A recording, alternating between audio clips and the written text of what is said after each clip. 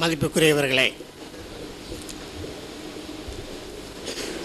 நல்ல காரசாரமான விவாதமாக நடந்து கொண்டிருக்கிறது. நாம் இருவருக்குமே, நான் கவிஞர் குடந்தையார் என்று பெயர், மெய்யறிவு என்ற மாத இதழை நடத்தி கொண்டிருக்கிறேன் ஒரு 8 ஆண்டுகளாக. ஆமாம், மெய்யறிவு என்ற மாத இதழை நடத்தி கொண்டிருக்கிறேன். அதிலே பகுத்தறிவு சிந்தனைகள கருத்துக்களை எல்லாம் மக்களுக்கு சென்று கொண்டிருக்கிறது. அந்த முறையிலே என்னுடைய கருத்துக்களை இங்கே பேசப்பட்ட விதத்திலிருந்து சற்று மாறுபாடாக நான் அதை செய்யலாம் என்று நினைக்கின்றேன். நம் இருவருக்குமே ஒரு கொள்கையில் உடன்பாடு உண்டு. கடவுள் இல்லை என்ற கொள்கையிலே இருவரும் உடன்பாடாக இருக்கிறோம். ஒரு சின்ன வித்தியாசம் என்னன்னா, நீங்க அல்லாவை தவிர வேற இல்லை அப்படின்னு சொல்றீங்க, நாங்கள் அல்லாவை சேர்த்து இல்லைன்னு சொல்றோம். ஆக கிட்டத்தட்ட வந்துட்டோம். இங்கே பகுத்தறிவை தொடாமலே நாங்கள்லாம் பேசிட்டதாக சொன்னாங்க. எனக்கு அது புரியல. பகுத்தறிவை தொடாமல் பேசவே முடியாது. நாங்கள் பேசிகிட்டு இருக்கோம்னு சொல்கிறாங்க. நாங்கள் பேசிக்கொண்டு இருக்கிறோம் என்று சொன்னால் அதை நீங்கள் எல்லாம் பொறுமையோடு கேட்டுக்கொண்டிருக்கிறார்களா? நாங்கள்லாம் பகுத்தறிவோடு தான் பேசிகிட்டு இருக்கோம் அப்படின்னு நீங்கள் அக்செப்ட் பண்ணிக்கிறதாக நான் நினைக்கிறேன். அடுத்து, இந்த பகுத்தறிவு என்ற சொல்லுக்கு ஒரு பொருள், நிறைய பேர் பகுத்தறிவுன்னு சொன்னால் நாத்திகம் அப்படிங்கிறத குறுகிய வட்டத்துக்குள்ளே இருக்கு பொருள் சொல்கிறாங்க. அதல்ல, பகுத்து அறிதல் ஒரு தொழில். பகுத்து அறிதல் ஒரு தொழில். ஆன்மீகவாதிகள் கூட, மதவாதிகள் கூட, நீங்களே சொன்னீர்கள் நாங்கள் தான் பகுத்தறிவோடு பேசுகிறோம் என்று கூட சொன்னீர்கள். ஆக கடவுள் உண்டு என்று சொல்லுகிறவர்கள் கூட பகுத்து அறிந்துதான் சொல்லுவதாக சொல்லுகிறார்கள். நாங்கள் கடவுள் இல்லை என்பதை பகுத்து அறிந்து சொல்லுகிறோம். ஆக பகுத்தறிவு என்பது 2 பேருக்குமே இருக்கிறது. அதை தொடாமல் நாங்கள் பேசினோம் என்பது பொருத்தமற்ற ஒரு வாதம். இல்லாததிலிருந்து எதுவும் வரவில்லை என்று ஒரு கருத்தை சொன்னார். நல்ல கருத்து. இல்லாததிலிருந்து, இல்லாதது என்பது உங்கள் கண்ணுக்கு தெரியாததுதான். இங்கே பிக் பேங் தியரியை பற்றி நிறைய பேசிட்டாங்க. இதில் வேடிக்கை என்னன்னு கேட்டிங்கன்னா, இந்த கிரகங்கள் கோள்கள் எல்லாம் சேர்த்து அண்ட வெளியிலே நாம் இதுவரை கண்டறிந்தவை ஒரு 10 விழுக்காடு தான், 10% தான். மிச்சம் 90% இன்னும் என்னன்னே தெரியாத இருண்ட இடமா இருக்கு. அந்த இருண்ட இடத்துலேருந்து ஒரு 10% விஷயத்தை வச்சுக்கிட்டு நம்ம பெருசாக பேசிகிட்டு இருக்கோம். இன்னும் 90% விஷயம் என்னன்னே தெரியல. அதுதான் நான் என்னோட ஒரு கவிதையில் சொன்னேன். விளங்கா நிலை விலகும் வரை விந்தை இரையாகும், மதமே தரும் அது இது இருக்கு பாருங்க. மதமே தரும் மதமே அதில் மனிதம் விலங்காகும், மடமை சதிராடும் மனமகிழ்வும் மறைந்தோடும், கடவுள் எனும் சொல்லே அது கருத்தை குருடாக்கும், அடிமை நான் அடிமை என அறற்றும் செயல் ஒடுக்கும். நான் சொன்னீங்கன்னா உடனே ஒரு ஒபீடியன்ஸ் வந்துடும். கடவுள்னு சொன்ன உடனே உங்களுக்கு ஒரு ஒபீடியன்ஸ் வந்துடும். அங்கே நீங்கள் மனிதர்களாக இல்லை, அடிமையாக இருக்கிறீர்கள் என்று நாங்கள் நினைக்கிறோம். இங்கே கடவுள் எல்லாவற்றையும் தனித்தனியாக படைத்தார் என்று ஒரு கருத்தை சொன்னார். அங்கே அவங்களுடைய பிரார் காற்றை படைத்தார், மலையை படைத்தார், விண்ணை படைத்தார், நீரை படைத்தார், இப்படியெல்லாம் தனித்தனியாக படைத்தார் அர்த்தம். ஆனால் காற்று இருந்தாலே தண்ணீர் என்று வந்துவிடும். H2O, நைட்ரஜன் ஆக்சிஜன் சேர்ந்ததுல தண்ணீர் வந்துடும். அது கடவுள் படைக்க வேண்டியதில்லை.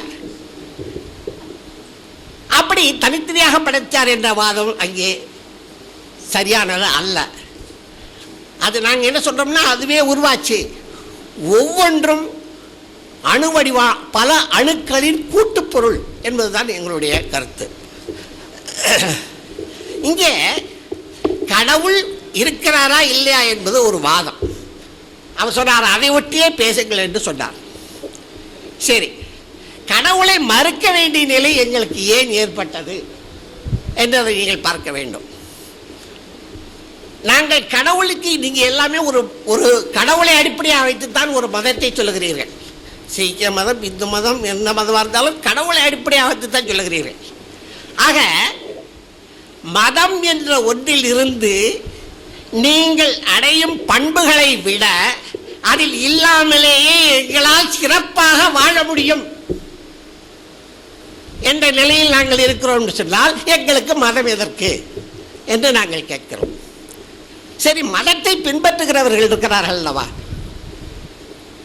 அவர்களை ஏன் அந்தவாறு செய்யக்கூடாது என்று நாங்கள் சொல்லுகிறோம் என்று சொன்னால், கடவுளை அடிப்படையாக கொண்டது மதம் என்று சொன்னால் அந்த மதம் எதற்காக படைக்கப்பட்டது? மனிதனுக்கு அன்பை போதிக்க கடவுள். அன்பை விரும்பாத எந்த மதமுமே இல்லை. எல்லா மதங்களும் அன்பை பற்றி தான் பேசுகின்றன. இஸ்லாம் என்றால் அமைதி என்று சொல்லுங்கள், ரொம்ப அருமையான. ஆனால் அமைதி இருக்கிறதா என்பது கேள்வி வேறு. அந்த அடுத்தது ஒழுக்கம். ஒரு மதத்தில் ஒருவர் இருந்தார் என்று சொன்னால் ஒழுக்கம். இன்றைய மதங்களில் இஸ்லாம் சேர்த்து எந்த மதத்திலாவது ஒழுக்கம் இருக்கிறதா? இந்த கேள்விக்கு நீங்கள் பதில் சொல்ல வேண்டும். எங்கேயோ நடப்பதை இதெல்லாம் நாங்கள் பொறுப்பல்ல என்று சொல்லக்கூடாது. ஏனென்றால் ஒரு மனிதனுடைய பண்பாட்டை மதம் மாற்றுமானால் அந்த மதத்தை பின்பற்ற ஒவ்வொருவரும் ஒழுக்கமுள்ளவனாக இருக்க வேண்டும். நடக்கிறதா? இருக்கிறார்களா? மதம் என்ற ஒன்று தேவையில்லை என்ற முடிவுக்கு நீங்கள் வந்துவிட்டால் இறைவன் இருக்கிறானா என்ற கேள்விக்கே இடமில்லை. அதுதானே உண்மை. அப்படி இருக்கும்போது இத்தனை ஆண்டுகளுக்கு முன்னால் பிக்பாக் டைரி இருந்ததை பற்றி அதில் கூட சொன்னாங்க. பிக்பாக் டைரி கூட 2 முறை நிகழ்ந்திருக்கிறது. ஒரு முறை நடந்தபோது ஒரு சிலவற்றை தான் தோன்றின, பிறகு நடந்தபோது தான் மற்றபடி கோள்கள் எல்லாம் தோன்றின என்பது 2 நடந்திருக்கிறது என்று பரிபாடலிலே கூட சொல்லுகிறது. இசையோடு தோற்றி இந்த பாடலில் இந்த உலகம் தோன்றிய தோற்றம் எப்படி வந்தது என்பதை பற்றி பரிபாடல் சங்க இலக்கியம் சொல்லுகிறது. ஆக அந்த பிக்பாங் தியரியிலே நீங்கள் ஒப்புக்கொள்ளும் சிங்குலாரிட்டி, அந்த சிங்குலாரிட்டி என்ற ஒரு வேர்டு இருக்கு பாருங்க, இல்லாததுன்னு சொல்றது தப்பு, உங்க கண்ணுக்கு தெரியல. அந்த சிங்குலாரிட்டி உடைந்து வெளியே வரும்போது தான் அண்ட சராசரங்கள் பிறந்தன. அந்த சிங்குலாரிட்டியை தான் நீங்கள் கடவுள் என்கிறீர்கள், நாங்கள் அதை சிங்குலாரிட்டி என்று தான் சொல்கிறோம். ஆக இல்லாமலே எதுவும் வந்துவிட்டதாக நாங்கள் ஒன்றும் சொல்லவில்லை. பிறகு மதம் அன்பை போதிக்கிறதா? நல்ல ஒரு இந்த கேள்விக்கு நான் தயவு செஞ்சு நீங்க பதில் சொல்லணும். இது டெல்லியிலே நடந்த ஒரு குண்டுவெடிப்பிலே 3 தீவிரவாதிகள் கைது செய்யப்படுகிறார்கள். அந்த தீவிரவாதிகளை இந்தியா டுடே நிருபர் பேட்டி காணுகிறார். அந்த படிக்கிற அப்படி, நீதான் வெடிகுண்டை வைத்தாயா? ஆமாம். அல்லாவின் பெயரை சொல்லிக்கொண்டு ஹடீஃப் உன்னை பயன்படுத்தி கொண்டதாக உன் நண்பன் நிசார் நினைக்கிறார். இஸ்லாமை பற்றி எனக்கு தெரிந்ததையும் இந்த உலகம் எப்படி இருக்கிறது என்பதை பற்றியும் எனக்கு தெரிந்ததை வைத்துச் சொல்லுகிறேன். நான் செய்த காரியத்தை பற்றி எனக்கு துளியும் வருத்தம் இல்லை. கைதாகாமல் இருந்தால் ஏற்கனவே திட்டமிட்டபடி நேரு பிளேஸில் குண்டி வைத்திருப்பாயா? ஆம், அது ஒரு ஜிகாத், ஒரு போர். உங்கள் எதிரி யார்? மகாராஷ்டிரா அரசு ஸ்ரீகிருஷ்ண அறிக்கையை அலட்சியப்படுத்துவதற்காக இது குஜராத்தில் நடந்ததற்கு எதிர்ப்பு தெரிவிக்கப்பட்டு செய்யப்பட்டவை. சரி, என் பெற்றோருக்கு இது தெரியுமா? என் அப்பாவுக்கு என் மேல் கோபம், நீ என் மகனே இல்லை என்று சொல்லிவிட்டார். அல்லாவுக்காக ஜிகாத் செய்வதை அவர் புரிந்து கொள்ளவே இல்லை. பிறகு உன் அம்மா காய்கறி வாங்கும் அந்த மார்க்கெட்டில் நீ குண்டு வைப்பாயா?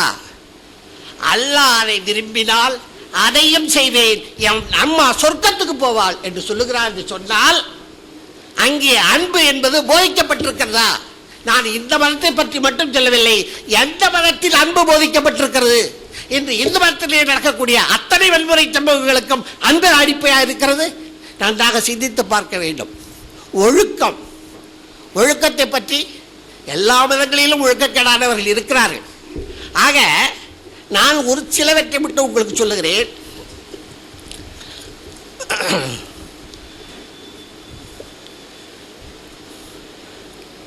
ஒழுக்கத்தை பற்றி சொல்ற போது, இப்போ பெண் உரிமை கொடுக்கிறார்களா என்பது உங்களுடைய மதம் சம்பந்தப்பட்ட விஷயம். நீங்கள் கொடுப்பது கொடுக்காதெல்லாம் உங்களுடைய மதம் சம்பந்தப்பட்டது. ஆனால் ஒரு மனிதநேயம் உள்ளவர்கள். ஆக இங்கே ஒரு ஒரு ஒரு இதில் ஒரு தீர்ப்பு ஒன்று வருது. மாமனார் மருமகளுடைய சேர்க்கை காரணமாக அந்த மருமகளுக்கு அந்த மாமனார் தான் இனி கணவர் என்ற தீர்ப்பளித்ததெல்லாம் வருகிறது. ஆக ஒழுக்கம் என்பது இந்த மதத்தில் மட்டுமல்ல, எந்த மதத்திலும் இல்லை என்பதை சுட்டி காட்டுவதற்காகத்தான் நான் சொல்கிறேன். ஆக நான் என்ன சொல்லுகிறேன் என்று சொன்னால், மதம் என்று ஒன்று தேவையில்லை என்ற முடிவுக்கு வந்துவிட்டால் இறைவன் இருக்கிறானா என்ற கேள்விக்கு இடமில்லை.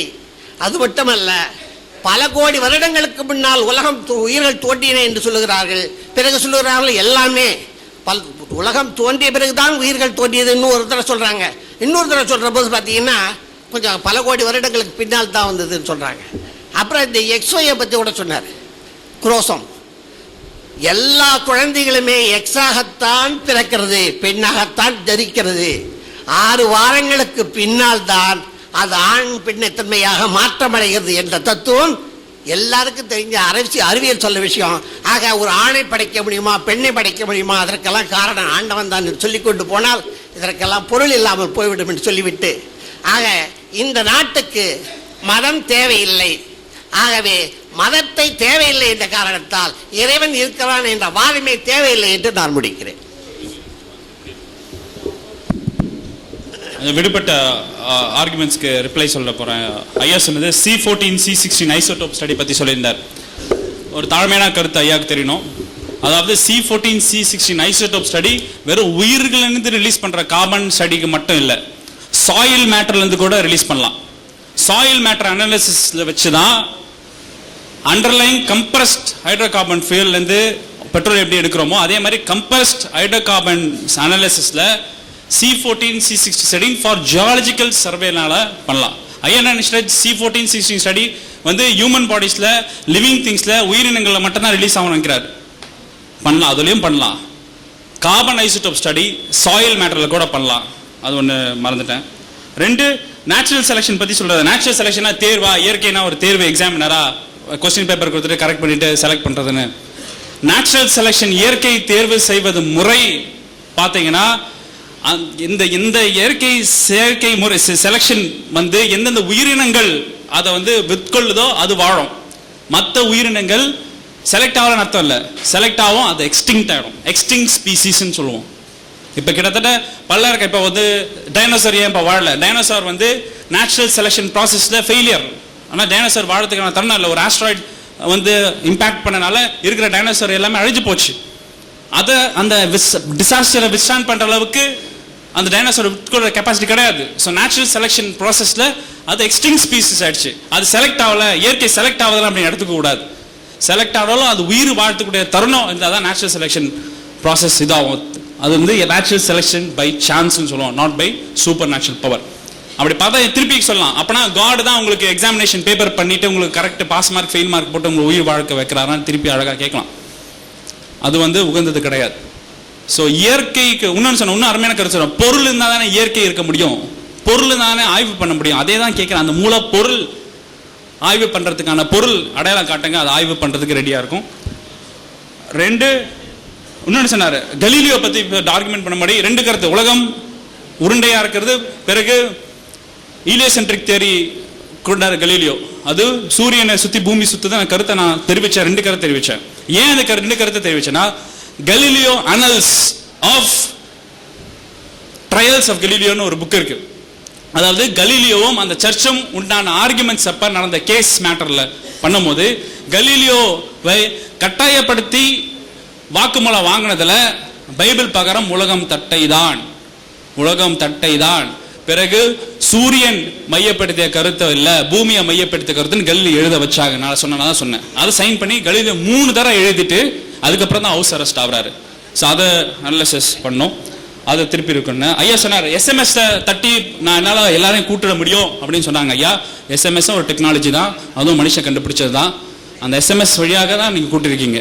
ஸோ அறிவியல் ஆய்வுப்பட்ட வழியாக டெக்னாலஜியை தான் அடாப்ட் பண்ணிருக்கேன். இங்கே இருக்கிற தமிழ் டிவியில் இருக்க வீடியோ கேமராஸாக இருக்கட்டும், இங்கே நான் மைக் பேசிகிட்டு இருக்கா இருக்கட்டும், இங்கே கேமரா பிடிச்சவன் ஐடென்டிஃபை பண்ணலாமா அப்படின்னு கேட்டார். அப்போ மைக் பிடிச்சிட்டு வந்தால் தான் நான் ப்ரூவ் பண்ணேன்னு சொல்லார். எனக்கு தெரியும் அலெக்சாண்டர் கிரஹாம் பெல் தான் ஃபோனை கண்டுபிடிச்சா தெரியும்.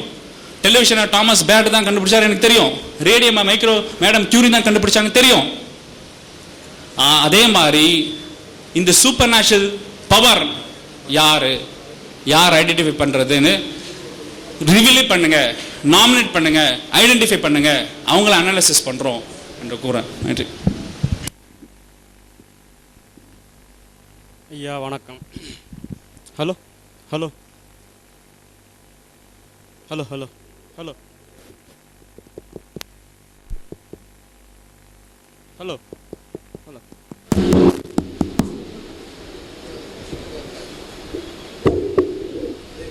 ஹலோ ஹலோ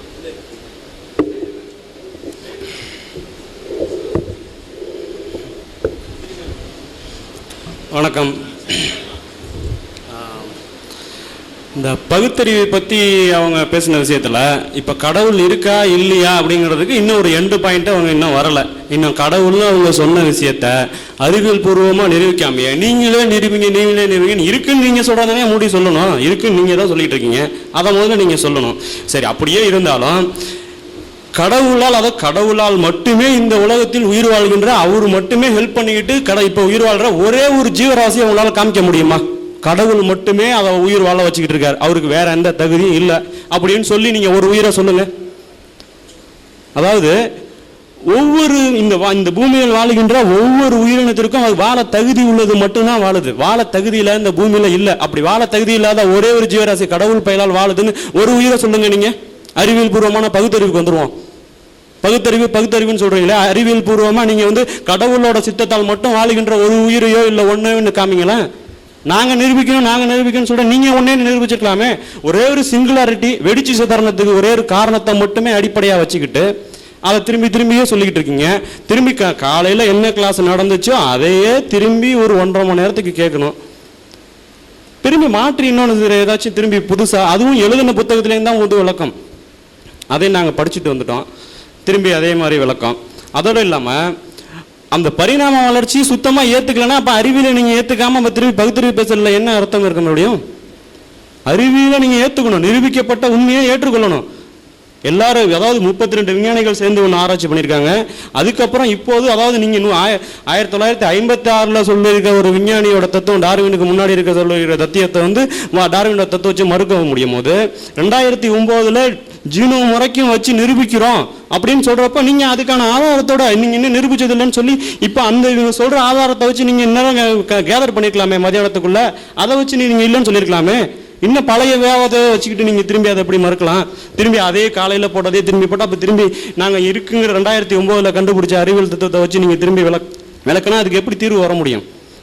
அப்புறம் இந்த பூமி டைனோசரை பத்தி நான் ஒரு காலைல கேள்வி கேட்டேன், அதை பத்தி ஒன்றும் சொல்லவே இல்லையே. இந்த பூமி மனிதனுக்காக தான் படைக்கப்பட்டதுன்னா அந்த டைனோசர் எதுக்கு இதுக்கு முன்னாடி மனிதனுக்கு முன்னாடி எதுக்கு தோன்றி இருக்கணும்? அதையே நீங்க சொல்லவே இல்லை. அப்படி சொல்லாம அதாவது பகுத்தறிவுன்னா கண்ணுக்கு தெரிகிறது எல்லாமே இருக்குன்னு நம்பிடக்கூடாது, கண்ணுக்கு தெரியலங்கிறனால ஒன்று இன்னொன்னு சொல்லிடக்கூடாது. இப்போ ப்ளூடூத் ஒன்று இருக்குன்னா அதுலேருந்து இங்கேருந்து இந்த செல்லுல அந்த செல்லுக்கு போகுது, கண்ணுக்கு தெரியுதா? ஆனால் ஒரு மணி நேரம் விஷயம் அங்கேருந்து இங்கே போயிடுது. இப்போ காணல் நீர்னு ஒன்று இருக்கு, ரோட்டில் போயிட்டு இருக்கோன்னா எட்டிக்கு தெரியறதுனால அது ஒன்று பக்கத்தில் போனால் இல்லைன்னா கண்ணுக்கு தெரியறதுனால ஒன்று இருக்கு அப்படின்னு சொல்லிட முடியுமா? பகுத்தறிவுன்னா ஆராய்ச்சி பார்க்கணும். அறிவியல் பூர்வமாக சொல்லி நிரூபிக்கப்பட்ட உண்மையா இல்லையான்னு முதல்ல நீங்கள் ஆராய்ச்சி பார்த்துட்டு அதுக்கப்புறம் இது நீங்கள் பொய் நிரூபிச்சுட்டு இப்போ ஜீனோமில் நிரூபிக்கல, ரத்தத்தில் 99% சேர்ந்துருக்குன்னு சொல்கிறாங்க. எலும்பு வகைனா ஒரே ஒரு எலும்பு நீங்கள் மண்டாவோட வச்சு காமிக்கிறீங்க. அவங்க அதாவது வருஷமா 5000 வருஷத்துக்கு முன்னாடி, 30,000 வருஷத்துக்கு முன்னாடி, 40,000 வருஷத்துக்கு முன்னாடி அப்படி வருஷம்லாம் ஒரு 200 வருஷத்துக்கு முன்னாடி இருக்க எலும்பு வரைக்கும் வச்சிருக்காங்க. நீங்கள் ஒரே ஒரு மண்டாவோட மட்டும் வச்சுக்கிட்டு விளக்கம் சொன்னீங்கன்னா இது எப்படி எந்த விதத்தில் நியாயமா இருக்க முடியும்? எல்லாத்தையும் எடுத்துட்டு இவ்வளவும் பொய்ன்னு நீங்க சொல்லணும். ஒரே ஒரு மண்டாவோடு ஒரே ஒரு ஆராய்ச்சி கூடத்தில் இருந்ததை ஒன்று மட்டும் வச்சு இந்த விவாதம் இல்லை. அவங்க ஆராய்ச்சி பூர்வமாக நிரூபிச்சிருக்காங்க. மனிதன் குரங்கில் இருந்தான் வந்தான், மனிதனை தனிப்பட்ட முறையில் கடவுள் எந்த விஷயத்தையும் இந்த உலகத்தில் படைக்கல. அப்படியே ஸ்டீவன் ஹாக்கின்ஸ் ஒரு காரண காரியத்தோட ஒரு விளக்கம் வச்சிருந்தாலும் அவரும் கடவுள் இருக்கிறான்னு அவர் நாத்திகர் எப்படி திரும்பி நாத்திகர்னு எப்படி சொல்றீங்க? அவர் ஏற்றுக்கிட்டாரா அந்த கடவுளுக்கு இதை? அவரை எதுக்கு பக்கத்துக்கு கூப்பிடுறீங்க? ஒரு விவாத பொருளாக தான் அவர் இருக்கிறாருங்கிறப்ப அதை விட்டுடுங்க, நிரூபிங்க. நீங்க அவர் இப்படிப்பட்ட பொருள் இல்லை. நாத்திக கடவுள்னா என்னன்னு நீங்க சொல்றப்ப, அதாவது அறிவியல் பூர்வமாகவே ஒரு விளக்கத்துக்கு வரும்போது உருவம் உள்ளது எல்லாமே அழியக்கூடியது, உருவாக்கப்பட்டது எல்லாமே அழியக்கூடியது. இப்போ அல்லாஹ்வுக்கு உருவம் இருக்கா?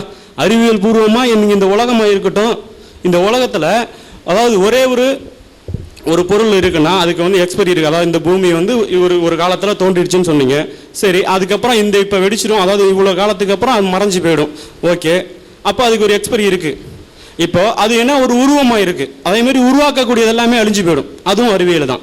அப்படி இருக்கும்போது இப்போ அல்லாஹ்வுக்கு உருவம் இருக்கா இல்லையா? அவர் உருவம் இருக்குன்னு சொன்னால் அழிஞ்சிடுவார், ஒளியா இருந்தாலும் அழிஞ்சிடுவார். அவர் எப்படி இருக்கிறார்? அப்பனா ஒரு வெறும் பேச்சு போலியாக இருக்கிறாரா, இல்லை ஒளி ரூபமாக இருக்கிறாருன்னா அவர் எங்கே இருக்கார், எந்த வட்டத்துக்குள்ள இருக்கிறார்? அவர் எத்தனை கிலோமீட்டராக இருந்தாலும் அவர் இல்லாமல் போயிடுவார். அறிவியல் ரீதியாக அதுதான் உண்மை. அவருக்கு ஒரு உருவம் இருக்குன்னு நீங்கள் சொன்னீங்கன்னா அவர் அப்போ உருவம் இல்லைன்னு நீங்கள் சொன்னீங்கன்னா அப்போ காற்று அவர் எப்படி புரிஞ்சுக்கிறீங்க? அப்புறம் அரிசியில் உட்காந்துருக்காரு நீங்கள் சொல்கிறீங்கல்ல, நீங்கள் தான் சொன்னீங்க அரிசியில் உட்காந்து அமர்ந்திருக்கிறார் என்று.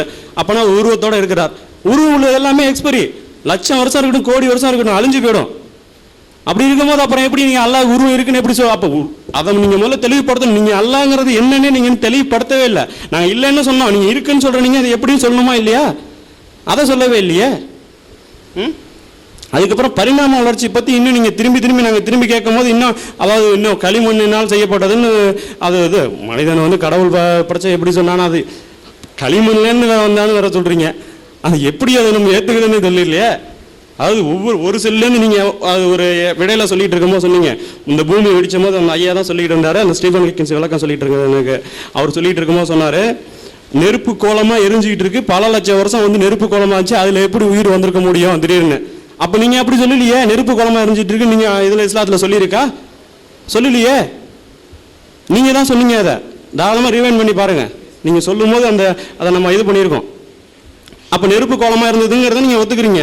அதுக்கப்புறம் நீங்கள் ஒரே நாளில் 3 நாள் 6 நாள்லாம் படைக்கல, ஒரு பர்டிகுலர் காலம் வரைக்கும் ஒரு எரிஞ்சிக்கிட்டு இருந்திருக்கு, அப்புறம் குளிர்ந்துருக்கு, அதுக்கப்புறம் அதில் ஒரு ஜீவராசிகள் உருவாயிருக்கு.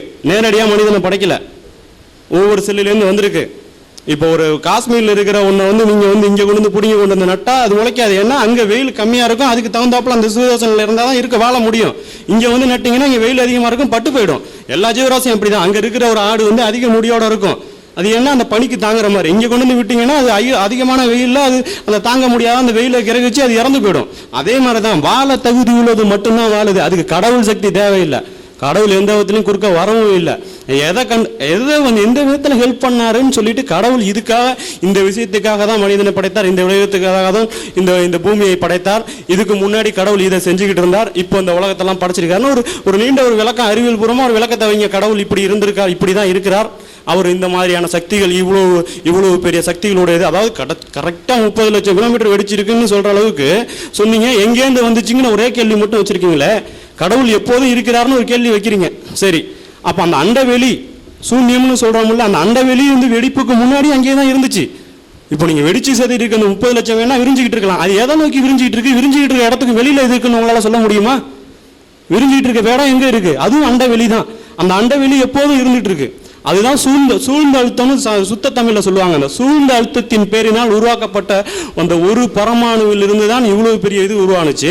அதுக்கு தான் காலையில விளக்கம் சொன்னால், அந்த ஒரே ஒரு பரமாணுங்கிறதுலேருந்து வெடிச்சு செல்லிருக்கு. நீங்கள் நம்ப மறுத்தா கண்ணுக்கு தெரியாத ஒரு செல்லிலிருந்து மிகப்பெரிய ஆலமரமும் மிகப்பெரிய ஒரு கண்ணுக்கு தெரியாத ஒன்றிலிருந்து ஒரு மனிதனும் உருவாகும் போது, ஏன் ஒரு பரமாணுலிருந்து சூழ்ந்த அழுத்தம், அந்த பரமாணுங்கிறது எல்லையில்லா ஒரு மிகப்பெரிய சக்தி.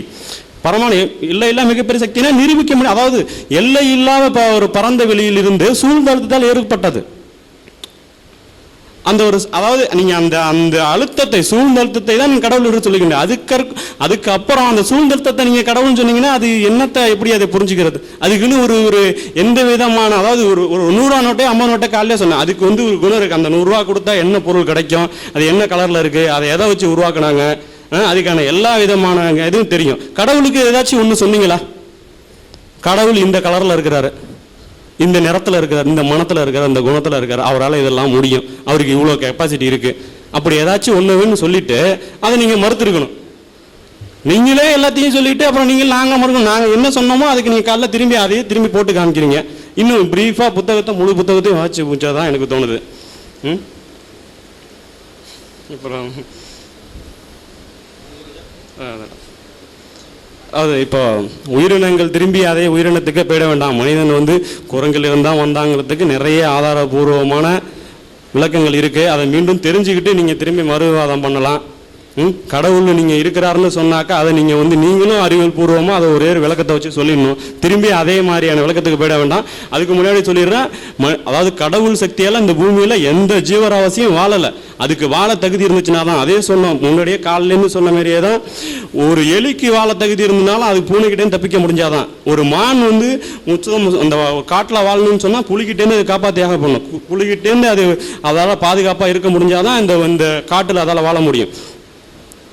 அப்படிதான் ஒவ்வொன்றும் தகுதி. நாம் வந்து இந்த இயற்கையை மாற்றி அமைச்சிக்கக்கூடிய சக்தி இருந்ததுனால தான் இங்கே வாழ்கிறோம். நாளைக்கு நம்மளை வந்து ஒரு எய்ட்ஸ் கிருமி ஜெயிச்சிருச்சுன்னா இந்த மனித ஜீவராசி இருக்காது. அதே மாதிரி தான் அந்த எய்ட்ஸ் கிருமியை நம்ம ஜெயிச்சதுனால தான் இன்றைக்கி இருக்கோம். நாளைக்கு இதை விட மிகப்பெரிய ஒரு வைரஸ் கிருமி வந்தாலோ இல்லை வேற ஒரு தொற்று வியாதி வந்தாலும் அந்த மனித ஜீவராசி இருக்க போகிறதில்ல. வாழும் தகுதி உள்ளது மட்டும்தான் இந்த பூமியில் வாழுது. அதுதான் சர்வைவல் ஆஃப் த ஃபிட்டஸ்ட். அதுதான் ஜெயிச்சிட்டு இருக்கு. நாளைக்கு வந்து இந்த இதை மாறும் போது, அதாவது நாளைய மனிதன் வந்து ஒரு சுண்டு விரல் இல்லாமல் பிறக்கலாம். அறிவியல் தான் நீங்கள் கேட்கலாம், நாளைக்கு மனிதன் எப்படி இருப்பான்னா, நாளைக்கு வந்து நமக்கு தேவையில்லாத முடி இல்லாமல் போகலாம், ஒரு சுண்டு விரல் இல்லாமல் போகலாம்னு அறிவியல் சொல்லுது. ஏன்னா சுண்டு விரல் நம்ம யூஸ் பண்ணல, முடி குறைஞ்சமாக பிறக்கிறோம், அதாவது முடியே இல்லாமல் வழுக்கத்தலையாக இருக்கலாங்கிறது. இதெல்லாம் வந்து நாளைக்கு தேவையில்லை. நாளைக்கு நமக்கு எதெல்லாம் வேணும், அதாவது நாம் வந்து இப்போ நீங்கள் அறிவியல் ரீதியாக மறுக்கலான்னா, இப்போ ஒரு எதிரியை பார்த்து பயப்படும் போது நமக்கு முடி சிலுக்குதுன்னு சொன்னால் அது ஆதி காலத்தில் முன்னாடியே சொன்னதான் ஆதி காலத்தில் நமக்கு இருந்தது. ஆதி காலத்துலேருந்து நமக்கு வந்து அட்ரினல் சுரப்பி சுரக்கிறதுலேருந்து ஒவ்வொரு விஷயமும் நம்ம ஆதி காலத்தில், அதாவது நம்ம ஓடி தான் பிழைக்க வேண்டிய சூழ்நிலை இருந்துச்சு. ஏன்னா ரொம்ப டீப்பாக சொல்ல வேண்டியது இருக்குது. திரும்பி நீங்கள் அங்கே போயிடுவீங்களோ பயத்தில் தான் நான் சொல்கிறேன், பழைய இடத்துக்கே திரும்பி போயிடுவீங்களோன்னு. அட்ரினல் சுரப்பிலேருந்து மற்ற ஜீவராசிலேருந்து மனிதன் ஏன் வந்தான்னா, மற்ற ஜீவராசிக்கு இருக்கிற மாதிரி மனிதனுக்கு வந்து சிறப்பு தகுதி எதுவும் இல்லை. ஒரு புலிக்கு இருக்கிற வலுவான ஒரு நெகமோ இல்லை வந்து ஒரு சிறுத்தைக்கு இருக்கிற மிக வேகமாக ஓடக்கூடிய தகுதியோ மற்ற ஜீவராசிகள் மாதிரி குரங்கிலிருந்து வந்த மனிதனுக்கு இல்லை. அவன் வந்து அவனுக்கு உள்ள ஒரே ஒரு ஆயுதம் மற்ற ஜீவராசிகளோட அதிகமாக அவனுக்கு யோசிக்க திறன் இருந்தது, இந்த பகுத்தறிவு பார்க்கும் திறன் இருந்தது. அதை வைத்துக்கொண்டு இந்த ஒட்டுமொத்த இந்த பூமியை அவன் ஜெயித்து காட்டியிருக்கான். அந்த பகுத்தறிவு திறன் என்பது எப்படி இருந்தால், இந்த இயற்கையை மாற்றக்கூடிய அந்த அறிவு, அதாவது ஆயுதத்தை அவன் வந்து தயாரிப்பது, ஆயுதத்தை கையாளக்கூடிய திறன். அதுக்கப்புறம் அவன் வந்து இந்த இயற்கையை மாற்றி வீடு கட்டுறதுலேருந்து இன்னைக்கு வந்து செல்லு வரைக்கும் இயற்கையை ஜெயிச்சதுனால தான் வாழ முடிஞ்சுது. மற்ற ஜீவராசிகளை ஜெயிச்சு இன்னைக்கு வாழ்றதுக்கு தகுதி அதுதான், கடவுள் சக்தி இல்லை. அதே மாதிரி மற்ற ஜீவராசிகளும் வாழ்றதுக்கான தகுதி, அதுக்கு சிறப்பு தகுதி இருக்கு, அதுக்கும் கடவுள் சக்தி தேவையில்லை. இதை ஒட்டியே இந்த பகுத்தறிவு இருப்பதாக நான் நம்புகிறேன். மீண்டும் நீங்கள் அடுத்த விவாதத்துக்கு போவதாக இருந்தால் இதை ஒட்டியே பகிரலாமல் நீங்கள் இன்னும் சிறப்பாக கடவுளுக்கு தகுதி இருந்தால் அதை வெளிப்படுத்தி சொல்லுமாறு கேட்டுக்கொள்வேன்.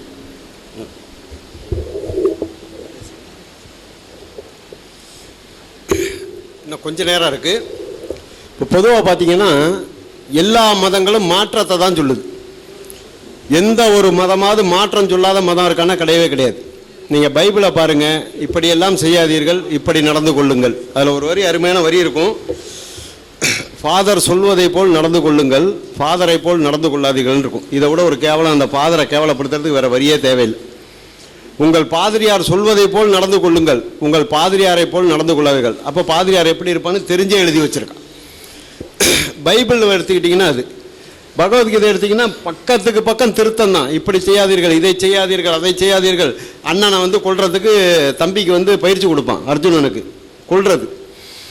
உங்கள் குர்ஆனை எடுத்துக்கிட்டாலும் அதுதான், மாற்றம் தான் சொல்லுது, இப்படி வாழணும் இப்படி வாழணும்னு. இறைவனால் படைக்கப்பட்ட உலகம், இறைவனால் படைக்கப்பட்ட மனிதன், அங்கே இருக்கிற பொருள்கள் அத்தனையும் நான் தான் படைத்தேன்னு சொல்கிறான். இந்த குர்ஆனில் இருக்கு, எழுதி வச்சிருக்கிறேன். அப்போ அதில் ஏன் மாற்றம் தேவைப்படுது? படைக்கும் போதே நல்ல மனிதர்களை படைக்கிறது, நல்ல உலகத்தை படைக்கிறது, நல்ல பொருள்களை படைக்கிறது. அப்போ பிரச்சனைக்கே வேலை இல்லையே. ரொம்ப எளிமையான சமாச்சாரம்.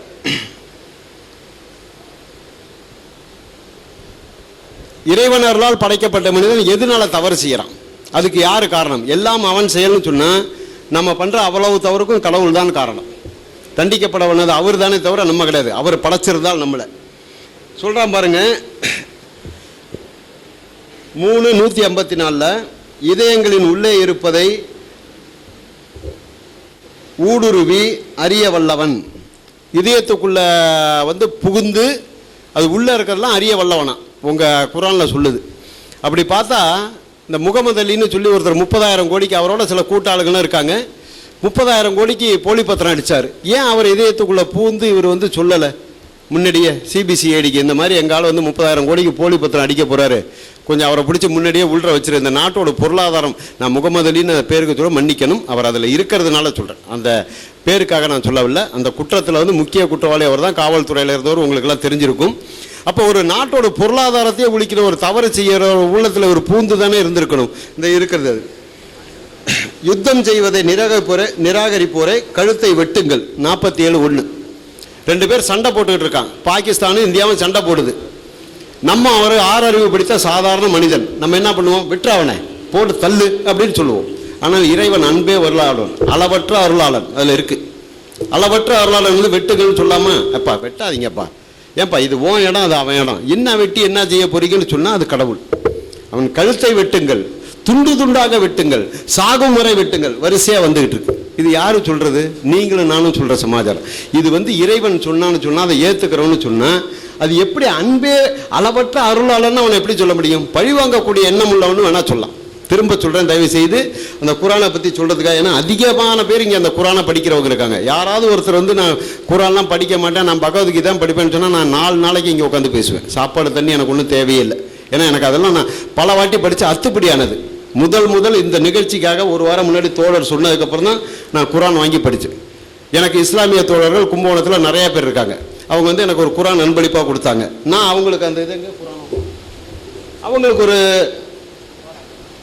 ஒரு புத்தகம் அன்பளிப்பாக கொடுத்தேன். எங்கள் ஆள் ஒருத்தர் நிறையா புத்தகம் போட்டிருக்காரு. பைபிளோ பைபிள், கீதையோ கீதை, குரானோ குரான் அப்படின்னு போட்டிருக்காரு. இந்த புஸ்தகம் விலை வெறும் 5 ரூபாய். எங்கே இந்த தீகாக்காரங்க மீட்டிங் போட்டாலும் கிடைக்கும். தயவு செய்து இந்த குரானை மட்டும் வாங்கி படிக்காதீங்க. பைபிளோ பைபிள்னு இருக்குது, அதை வாங்கி படிங்க. கீதையோ கீதை, அதை வாங்கி படிங்க. ராமாயணமா கீமாயணமா எல்லாம் அவர் தான் போட்டார். இந்த புத்தகம் 5 ரூபாய்க்கு போட முடியாது. ஏன்னு கேட்டிங்கன்னா இந்த மக்களுக்கு இந்த கருத்து போய் சேரணும் அப்படின்னு நஷ்டத்துக்கு விற்றுக்கிட்டு இருக்காங்க. இன்றைக்கி ரொம்ப வறுமையில் தான் இருக்கார். ஒரு நாகர்கோயில் குரானில் எந்தெந்த பக்கம் என்னென்ன இருக்குன்னு அப்படியே புட்டு வைக்கிறார். இது ஏதாவது நீங்கள் இல்லைன்னு சொன்னீங்கன்னா நீங்கள் சொல்கிறத அப்படியே ஏற்றுக்கிறதுக்கு நாங்கள் தயார். இந்த புத்தகத்தை வாங்கி படிங்க. இது முழுக்க ஒரு குரானை படிச்சுட்டு எழுதியிருக்காரு. எந்த பக்கம் எத்தனாவது அத்தியாயம் அல்லாஹ்வால் சொல்லப்பட்டதுன்னு நீங்கள் நம்புறீங்களோ அதை அப்படியே அவர் தர்க்கம் பண்ணுறார். இதெல்லாம் ஒரு கடவுள் செய்கிற செயலா? உண்மையாக அவர் வந்து கடவுளாக இருந்தால் இதெல்லாம் செஞ்சிருப்பாரா அப்படிங்கிறார். எனக்கு இந்த புத்தகம் படிக்க கூட இந்த 5 நாளில் நேரம் இல்லை. உன்னை பற்றி வாதம் பண்ணோன்னு சொன்னால் அதை பற்றி நல்லா தெரிஞ்சுக்கிட்டு வாதம் பண்ணணும்.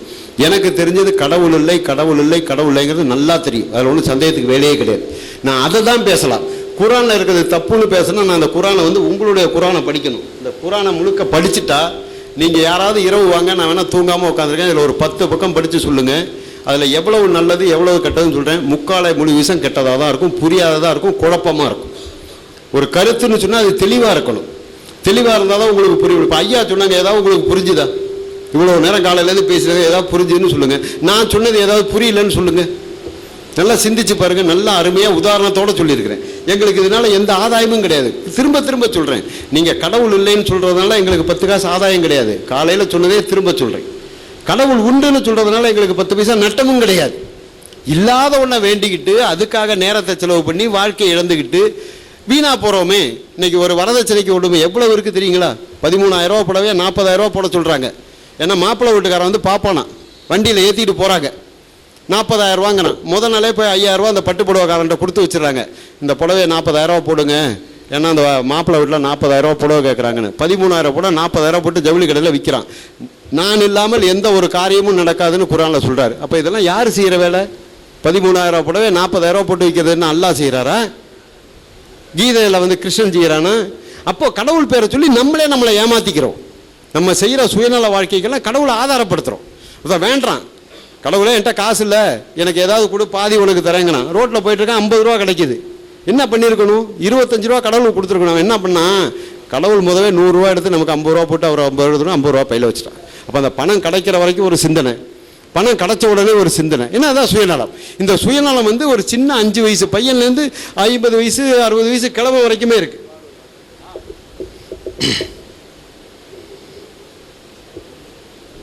சோதனைக்காக நான் படைத்தேன். மக்களை வந்து சோதனைக்காக படைச்சாராம். சோதனைக்காக படைத்த மக்களுக்கு வேதனை தரலாமா? நல்ல சிந்தனை பண்ணி பாருங்க. நமக்கு இன்னைக்கு எவ்வளவு வேதனை. காலையில் போய் பஸ்ஸுக்கு நிற்கிறோம், பஸ் வர மாட்டேங்குது, வந்தாலும் ஃபுல்லாக வருது, படிக்கட்டில் தூங்கிட்டு போகிறோம். சோதனைக்காக நான் படைத்தேன்னு சொன்னால் அந்த சோதனை ஏன் அந்த மக்களுக்கு வேதனை கொடுக்கணும்? எல்லா வசதியும் கொடுத்து அவன் ஒழுங்காக இருக்கானான்னு டெஸ்ட் பண்ணுங்க. இப்போ எனக்கு எல்லா வசதியும் தான் நான் ஒழுங்காக இருப்பேன், உங்களுக்கு எல்லா வசதியும் நீங்கள் ஒழுங்காக இருக்க போகிறீங்க. அவனுக்கு வேதனையை உண்டு பண்ணி அவனை சுழல் அடித்து போட்டு பெரட்டி அதுக்கப்புறம் அவனுக்கு நான் அருள் பாலித்தேன்னா அது என்ன பைத்தியார்த்தனம். இது எல்லா மதத்துலையும் உள்ளது. இந்த பாவ மன்னிப்புக்குன்னு கொடுப்பானுங்க. இந்த சர்ச்சில் போனீங்கன்னா பாவ மன்னிப்பு கொடுப்பான். பெர்னாஷான்னு ஒருத்தர் இருந்தார். அவங்கெல்லாம் அந்த ப்ராட்டஸ்டன்ட் இந்த பாவ மன்னிப்பெல்லாம் ஏற்றுக்க மாட்டாங்க. அப்போ பாவ மன்னிப்புக்கு 10 ரூபான்னு சீட்டு விற்றான். உடனே இவர் போய் செய்ய போகிற பாவத்துக்கு சீட்டு இருக்கான்னு கேட்டார். இருக்கு, அது 100 ரூபான்னா. என்ன பாவம் செய்ய போகிறேன்னா அதை சொல்ல மாட்டேன், நீ சீட்டு கொடுன்னா. 2 சீட்டு 200 ரூபாய்க்கு வாங்கிட்டான். வாங்கிட்டு சர்ச்சுக்கு வெளியே போய் ஓரமான்ட்டான். இந்த பாவ மன்னிப்பு 10 ரூபாய்க்கு விற்றான் பாருங்க, அது ஒரு 3000 சுற்று ரூபாய்க்கு விற்றான். அந்த பணத்தை ஒரு பொட்டியில் போட்டு தூக்கிட்டு போனால இவன் பட்டான்னு அவன் தலையில் அடித்து பொட்டியை தூக்கிக்கிட்டான். ஏன்டா என்ன அடிக்கிறேன்னா, இல்லை நான் பண்ண போகிற பாவத்துக்கு முன்னாடியே சீட்டு வாங்கிட்டேன்ட்டான். இது அந்த பெர்னாஷோட வாழ்க்கை வரலாறு அப்போது எந்த ஒரு திட்டம் போட்டாலும் அதில் ஒரு குறுக்கு புத்தி நமக்கு தானாகவே வருது. இப்படி செஞ்சாலும் என்ன, அப்படி ஏமாத்தினா இன்ன வரைக்கும் இருக்க செல்ஃபோனில் என்ன நாட்டுலியம் பண்ணுறாங்க. அனுப்பக்கூடாத படத்தை அனுப்புகிறாங்க, அனுப்பக்கூடாத செய்தி அனுப்புகிறாங்க. எல்லா செயலுக்கும் நான் தான் காரணம். இதுக்கெல்லாம் யார் காரணம் சிந்திச்சு பாருங்க. அப்போ தப்பு செஞ்சால் மனிதன் காரணம், நல்லது செஞ்சால் இறைவன் காரணம். அப்படியா? இறைவன் தான் காரணம், எல்லாத்துக்கும் அவன் தான் காரணம். நல்லதுக்கும் அவன் தான் காரணம், கெட்டது. இதுதான் உங்களுடைய சிந்தனைக்கு நாங்கள் சொல்கிறதே தவிர ஏதாவது ஒரு வரி புரியுதான்னு பாருங்க.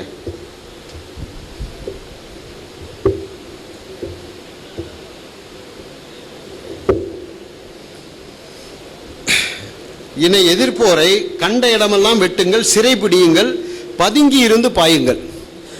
9:5. பதுங்கி இருந்து பாயறது ஒரு தைரியசாலி செய்கிற வேலையா? ஒரு தைரியசாலி நெத்தி முட்டா நேருக்கு நேர் முட்டணும். அதுதான் ஒரு தைரியசாலி, ஒரு அறிவாளி செய்கிற வேலை. பதுங்கி இருந்து பாய்ங்கன்னா அது ஒரு கோழை செய்கிற வேலை இல்லையா? அது சாதாரண விஷயம் இல்லை. நான் இப்போ ஒரு சந்தில் ஒளிஞ்சிக்கிட்டு இருக்கேன், நீங்கள் வரீங்க, டபார்னு உங்கள் மேலே பாயிறேன்னா அது என்ன பெரிய தைரியமான சமாச்சாரமா? அது ஒரு கோழை செய்கிற வேலையில். இது சொல்லுது குரானில் 9:5 பதுங்கி இருந்து பாயுங்கள். நாம் நபியை அனுப்பி வைத்த ஒவ்வொரு ஊர் மக்களையும் பணிந்து வரும்போது வறுமையிலும் பிணியினாலும் வேதனையினாலும் பிடித்தோம். நபி எங்கெங்கே அனுப்பிச்சு வச்சாலோ அங்கே இருக்கிற மக்கள்லாம் பணிந்து வரா மாதிரி அவங்களுக்கு வேதனையும் சீக்கையும் கொடுத்தோம் அப்படிங்கிறார். நமக்கு வேதனையும் சீக்கையும் கொடுக்குறவர் எப்படி நம்மளோட உயர்ந்தவராக இருக்க முடியும்? நல்லா தயவு செய்து சிந்தனை பண்ணி பாருங்கள். நான் சொல்கிறேன்னு சொல்லி நீங்கள் நம்பவே வேண்டாம். அப்போ ஏதாவது இதில் பொருள் இருக்கா, அர்த்தம் இருக்கா? அப்போ சீக்கை கொடுத்து, பிணியை கொடுத்து, வறுமையை கொடுத்து, துன்பத்தை கொடுத்து நீ என்கிட்ட அடிமையாக வேலை செய்யணும் ஒருத்தனை நான் சொன்னேன்னா அவன் என்கிட்ட ஒழுங்காக உண்மையாக வேலை செய்வானா? ஒரு ஆளை பிடிச்சி நான் இழுத்து இம்சை பண்ணி அவனுக்கு எல்லா தொந்தரவும் கொடுத்து நீ என்கிட்ட சாகர மட்டும் அடிமையாக இருக்குன்னா அவன் உள்ளன்போட என்கிட்ட வேலை செய்வானா? எவ்வளவு மன வேதனையோட வேலை செய்வான். என்ன வேணால் கொல்ல முடியாது, நான் வேணால் பாதுகாப்பாக இருப்பேன். ஆனால் அவன் மன நிம்மதியோடு வேலை செய்வானா? இது ஒரு மனிதன் செஞ்சாலே பெரிய தப்பாச்சு. அதை எப்படி இறைவன் செய்யறதை நம்ம ஏற்றுக்க முடியுது?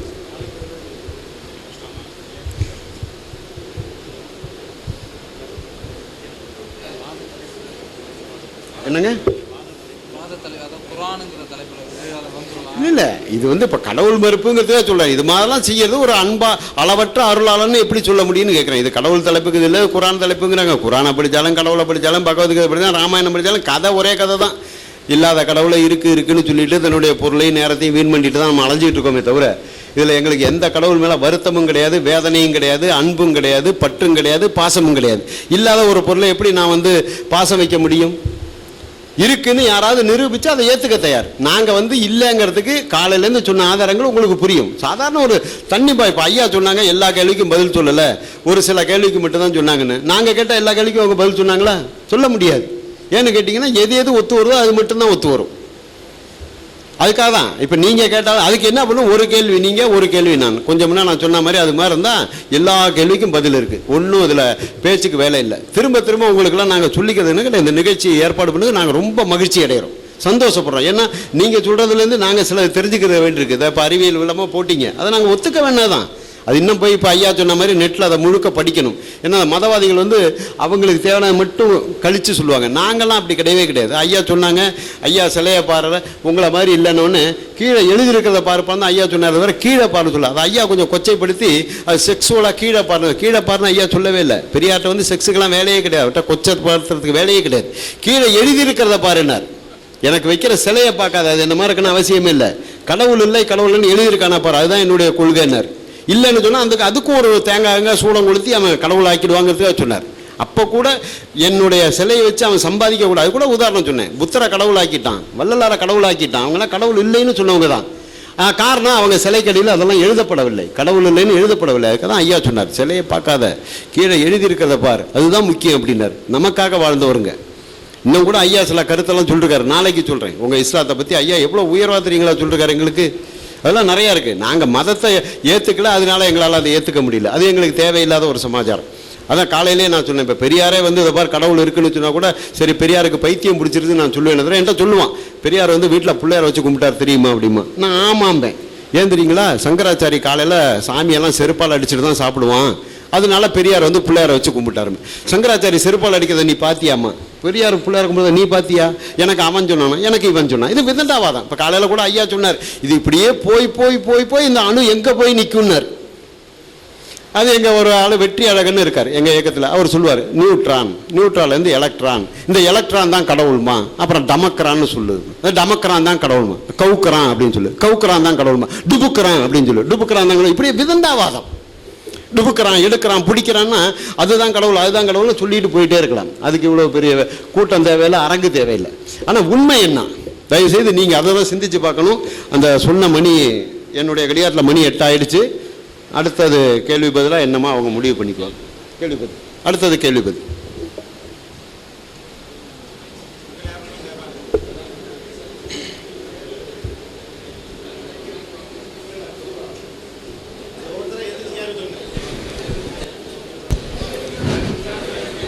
அஸ்ஸலாமு அலைக்கும்.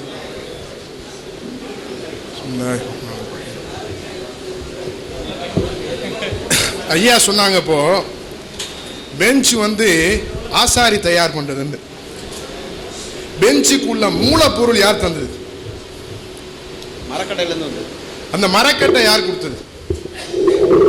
முன்னாடி சொன்ன மாதிரி டமக்கிறான் குமுக்கிறான்னு சொல்லிட்டே இருக்கணும். மரக்கடைக்கு மரத்தை அறுத்து வைக்கிற மர வியாபாரி கொடுத்தாங்க. அப்புறம் இன்னொரு விஷயம், கிழக்கிற உதிக்கிற சூரியனை சயின்ஸால மேற்குல உதிக்க வைக்க முடியுமா? நாங்க இன்னைக்கு இருக்கிற மக்கள் பிரச்சனையை தீர்க்க பார்க்கிறோமே தவிர தேவையில்லாத சமாச்சாரத்தை போட்டு உருட்டிக்கிட்டு அது கிழக்க உதிச்சாலும் மேற்க உதிச்சாலும் அது உதிக்காட்டி எங்களுக்கு பத்தி அதை பத்தி கவலை இல்லை. நன்மை செய்யறதுக்காக தானே கடவுள் கிழக்க உதிக்க வச்சிருக்கிறான். இரவு பகலும் மாறி மாறி வர்றது எதுக்காக? இல்ல ஐயா, கிழக்குல உதைக்கிற சூரியன் மேற்கு உதைக்கிற சூரியன் கான்செப்ட் இல்ல. பூமி சுத்துறனாலதான் கிழக்கு மேற்குன்னு வருது. இரவு பகல் மாறி மாறி வர்றது யார் செய்யறது? பூமி வந்து சுத்துறாங்க.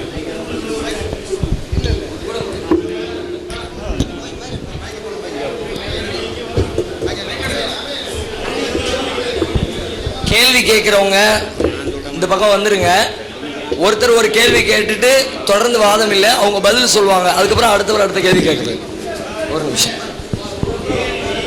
சொன்ன செய்தியிலிருந்து தலைப்புல இருந்து கேள்வியை கேளுங்க. நீங்க வாட்டுக்கு சொல்லாதெல்லாம் போட்டு கேட்டு அதை வேஸ்ட் பண்ணக்கூடாது. இந்த மாதிரி சொன்னீங்களே, இந்த மாதிரி அவர் சொன்னாரு, உங்களை பத்தி அவர் சொன்னாரு, உங்களை பத்தி அவர் சொன்னாரு, அப்படித்தான் நீங்க கேட்கணுமே தவிர புதுசு புதுசாக கேள்வியில் கேட்குற முறை கிடையாது. அதனால கேள்வி கேட்கக்கூடியவர்கள் இந்த அவையில் பேசப்பட்டது தொடர்பாக உங்களுடைய கேள்வியை கேட்கணும். புதுவாதம் வைக்கிற மாதிரி கேட்கக்கூடாது, வாதம்லாம் பண்ணக்கூடாது. கேள்வி கேட்டணும், அவ்வளோதான்.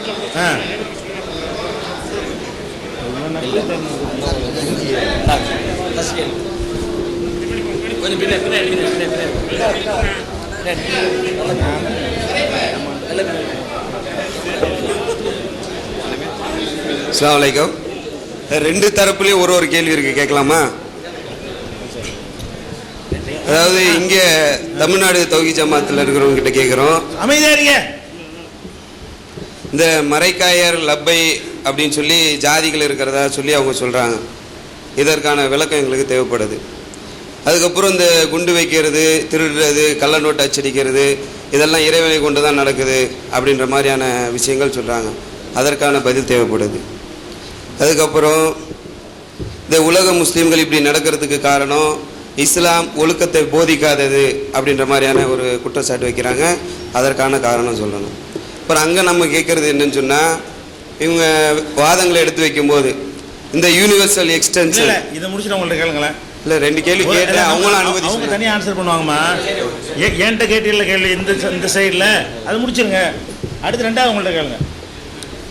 அதாவது இந்த மரைக்காயர் லெப்ப ராவுத்தருங்கிறதெல்லாம் என்ன கான்செப்டில் நான் சொன்னோன்னு அதுக்கு தொடர அவர் கேட்கல. வழக்கம் போல் இந்த மேடை பேச்சு மாதிரி அவருடைய ஸ்டைலில் அவர் கேட்டிருக்காரு. தவிர நான் என்ன சொன்னேன், நீங்கள் எங்களை பிரிக்கிறதுக்கு வெளிநாட்டில் வந்தேன்றார்.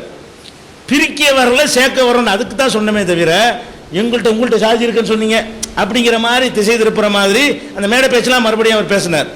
அதுக்கு தான் சொன்னோம், உங்கள்கிட்ட ஏற்கனவே எல்லாம் இருந்துச்சு, நாங்கள் பிரிக்கிறதுக்கு வரல. நீங்கள் சொன்ன குற்றச்சாட்டுக்கு பதில் தான் நான் சொன்னேன். இப்போ என்ன செய்யற, உங்கள்கிட்ட மறைக்காரில் போய் இருக்குதா அப்படின்னு கேட்குறாரு. எங்கள்கிட்ட இருக்குதுங்கிறத அழகாக விளங்கிக்கிறணும். எங்கள் மார்க்கத்தில் இருக்குதா, சமுதாயத்தில் இருக்குதா? சமுதாயத்தில் சில பேர்கிட்ட இருக்கிறது, அது ஒட்டிச்சு நொறுக்கி எடுத்து நாங்கள் மாற்றி கொண்டே வருகிறோம். அந்த தீண்டா மறைக்கார் லெப்பை இருந்தாலும் மறைக்கார் லெப்பையை தொடுவான், லெப்பை மறைக்கார தொடுவான். அவங்க ஜாதி மாதிரி பிறவியில் வர்றது கிடையாது. அதே நேரத்தில் வந்து கல்யாணம் பண்ணுறது இல்லைங்கிறதுலாம் தவறான விஷயங்கள், அதெல்லாம் நடந்து கொண்டு தான் இருக்கிறது. ரொம்ப மைக்ரோ பாயிண்ட் சில கிராமங்கள் அப்படி வேண்டாம் இருக்கலாம். மறைக்கார் லெப்பை என்பதெல்லாம் வந்து அவங்க மரக்கலாம், கப்பல் ஓட்டிகிட்டு இருந்தாலும் மரக்கலாயரு அப்படின்னு அந்த தொழில் பெயர். அதே மாதிரி ராவுத்தர்னா குதிரை பாகனுக்கு ராவுத்தர்மாங்க, குதிரை ஏற்று அந்த தொழில்னால வந்தது.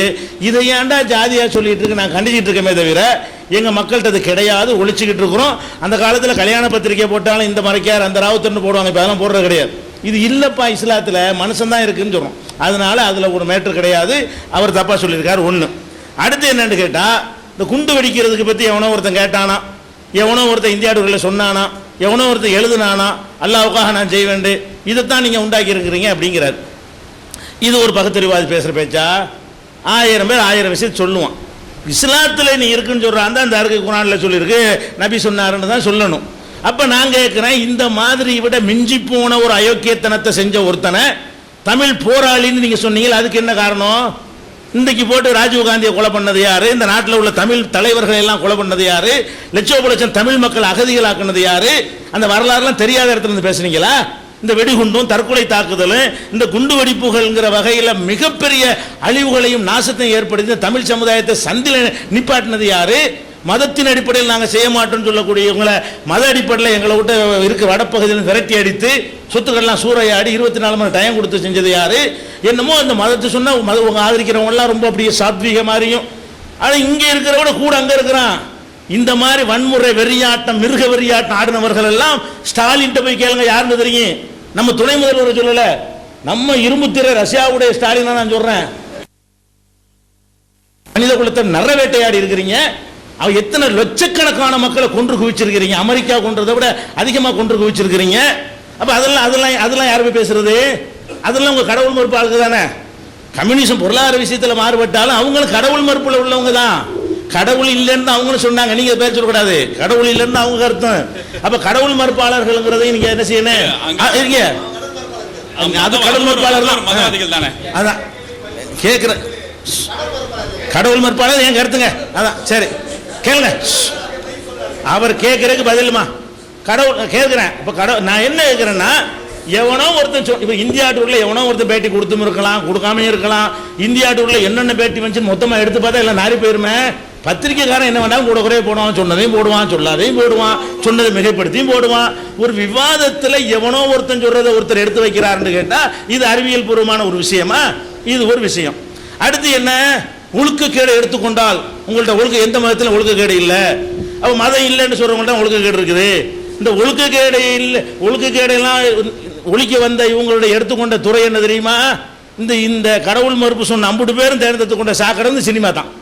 வழங்குதா? இந்த சினிமாவுக்குள்ளே போய் அதில் கதை எழுதுறவனை பார்த்தாலும் இந்த கருத்தில் உள்ளவனாக தான் இருக்கிறான், பெரியார நடிக்கிறவனை பார்த்தாலும் இந்த கருத்தில் உள்ளவனாக இருக்கிறான். ஒரு நாளைக்கு ஒரு பொம்பளை பலவிதமான அசிங்க ஆபாசமான விஷயம் தாங்கட்டதும் இல்லாமல் மக்களை கெடுக்கிறது. பகுத்தறிவாளராக இருந்தாரு நம்ம கலைஞர், இப்போ இல்லைன்றீங்க கேட்டால் பகுத்தறிவாளர் இருந்தாரு. இருந்த காலத்தில் அவர் எழுதி கெடுத்து மக்களை தப்பான வழிக்கு போனதை விட யார் கெடுத்திருப்பா? அப்போ நீங்கள் என்ன பகுத்தறிவாளர்லாம் நம்ம பர்ஃபெக்டாக இருக்கிறோம், மைக்ரோ இருக்கிறீங்க, உங்களை லிஸ்ட் எடுத்து சொல்ல முடியலை. இப்போ உள்ள நுழைஞ்சு நீங்க ஒரு போகிற இடத்துல 1000 பேர் 500 பேர் இருந்தீங்கன்னு சொன்னா நாரி போயிடும். சின்ன நம்பர்ல இருக்கிற விஷயங்கள் தெரியாது, அதிக நம்பர்ல இருக்கிற விஷயங்கள் அங்கிட்டு ஒண்ணுக்கு நடந்த பேப்பர்ல என்ன செய்யும், நியூஸா வரும். அதனால ஒழுக்கத்தை ஒழுக்கம்லாம் மதத்தில் உள்ளவன் ஒழுக்கம் கட்டவன் இருக்கான், நாங்கள் ஒத்துக்கிறோம், நாங்களே சொல்லி கொண்டிருக்கிறோம். மதம் இல்லைங்கிறவனும் அதை விட மிஞ்சி தான் ஒழுக்கம் கட்டவனா இருக்கிறான். அவ்வளோ ஆதாரங்களை வைத்திருக்கிறோம். அப்போ அதை நீங்கள் பெரிய நாளைக்கு உள்ள தலைப்பில் அந்த பெரியார் தலைப்பில் வரும்போது நம்ம என்ன செய்வோம், ஒழுக்கக்கேடுகளை சித்தாந்த ரீதி ஆதரிச்சது யார்? இது ஒரு மனிதன் செஞ்சு நீங்க காட்டுறீங்க. சித்தாந்த ரீதியாகவே ஒழுக்கக்கேடு சரி என்று சொன்னது யாரு, அது ஆதரிச்சது யாரு அப்படிங்கிற நம்ம சொல்லுவோம். அதனால இந்த ஜாதி மறைக்கார் ராவுத்தர்லாம் இல்லை என்பதுதான் இஸ்லாத்தின் நிலைமை. இது இந்த மேடைக்கு சொல்லவில்லை, 29 வருஷங்களாக எங்கள் மக்களுக்கு நாங்கள் பிரச்சாரம் செஞ்சு அதை மாறிக்கொண்டிருக்கிறார்கள். அது தவறு. அதே மாதிரி தீவிரவாத செயலில் இருப்பது இஸ்லாம் எங்களுக்கு சொல்லவில்லை. அது போர்க்களத்தில் செய்ய வேண்டிய சில நெறிகள், அதையும் திருப்பி கேட்டால் அது கேள்வியில் வரல. அதெல்லாம் இறைவன் இப்படிலாம் செய்யலாமாங்கிற நாளைக்கு தலைப்பில் கேட்டால் அதுக்கு பதில் சொல்லப்படும். இன்னொரு விஷயத்தை இந்த கேட்காத ஒன்று சொல்லிடுறேன். ஒரு விஷயத்தை சொல்லிட்டு இவர் என்னமோ சொன்னார், ஏதாவது உங்களுக்கு புரிஞ்சா? நான் சொன்னது அழகாக புரிஞ்சுன்னு மக்கள்கிட்ட ஒரு கேள்வியை கேட்குறாரு. இது அதை நான் கேட்க வேண்டியிருக்கு. இப்போ நான் சொன்ன இந்த வாதங்கள்லாம் கரெக்டாக உங்களுக்கு என்ன, நீங்கள் சும்மா இருந்துட்டீங்கல்ல, அதை வரையும் நினைக்கிறாருன்னா நம்ம கரெக்டாக இருக்கும்னு நினச்சிட்டு இருக்கிறாரு. அதுக்காக நான் என்ன சொல்கிறேன்னு கேட்டால், அவர் சொன்ன தலைப்புகளுக்கு கீழே நின்று நம்ம பேசின மாதிரி உங்களுக்கு புரிஞ்சா? அடுத்து கேளுங்க. வேற அவங்கள்ட்ட கேட்குற கேள்வி கேளுமா? அவர் கேட்குற புரியல, தான் உண்மை. அதாவது டாக்டர் பேசும்போது சொன்னாங்க, இந்த தண்ணியை வந்து சயின்ஸு பிரித்து காட்டுச்சு, ஹைட்ரஜனாகவும் ஆக்சிஜனாகவும் பிரிச்சிச்சு அப்படின்னு சொல்லிட்டு. இன்றைக்கி அதோடைய H2O என்று சொல்லக்கூடிய இந்த ஹைட்ரஜனும் ஆக்சிஜனும் சேர்ந்தது. இப்போ தண்ணி இந்த ஹைட்ரஜனை பொறுத்தவரையிலும் நெருப்பு எரிவதற்கு உந்து பொருள், ஆக்சிஜன் இல்லைன்னு சொன்னால் நெருப்பு எரியாது. இது சயின்ஸ் சொல்லக்கூடிய ஒரு விஷயம். இந்த அடிப்படையில் பார்த்தா தண்ணியில் நெருப்பு கொழுந்து விட்டு எரியணும், ஆனால் எரிய மறுக்குது நெருப்பு. முடிச்சிடுறேன்.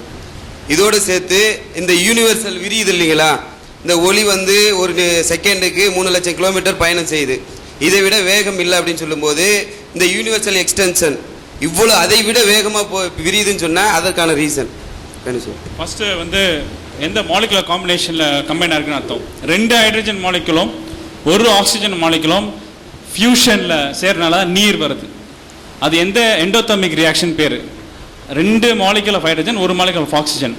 இப்போ எரியும் போது வர்ற நெருப்பு வந்து வெறும் ஆக்சிஜன் மாலிகுல் O2, அதில் 2 ஆக்சிஜன் மாலிகுல் இருக்கு நெருப்பு எரியறதுக்கு. ஸோ கெமிக்கல் காம்பினேஷன் வேறுபட நீராகவும் நெருப்பாகவும் வேறுபடுது. 1. 2 வந்து லைட் இயர்ஸ் பற்றி தான் சொன்னீங்க. லைட்டோட ஃப்ராக்ஷன் ஆஃப் லைட்டில் வந்து லைட் இயர்ஸ் வந்து அளவுகோல். இப்போ ஒரு சென்டிமீட்டர் மெஷர்மெண்ட் மாதிரி ஒரு ஸ்கேலுக்கு ஒரு 10 சென்டிமீட்டர் 20 சென்டிமீட்டர் 30 சென்டிமீட்டர் 40 சென்டிமீட்டர் மாதிரி அஸ்ட்ரோனாமிக்கல் ஸ்டார் உள்ள ரிலேஷன்ஷிப்க்கு டிஸ்டன்ஸ்க்கு மெயின்டைன் பண்ணுறதுக்கு லைட் இயர்ஸில் சொல்லுவோம். யூனிவர்ஸ் எக்ஸ்பேன்ஷன் வந்து லைட் இயர்ஸோட எக்ஸ்பெசிவ் ஆகிறது இல்லை, இவ்வளோ லைட் இயர்ஸில் எக்ஸ்பேண்ட் ஆகுதுன்னு ஒரு டிஸ்டன்ஸ் மெஷர்மெண்ட் தான் சொல்கிறாங்க.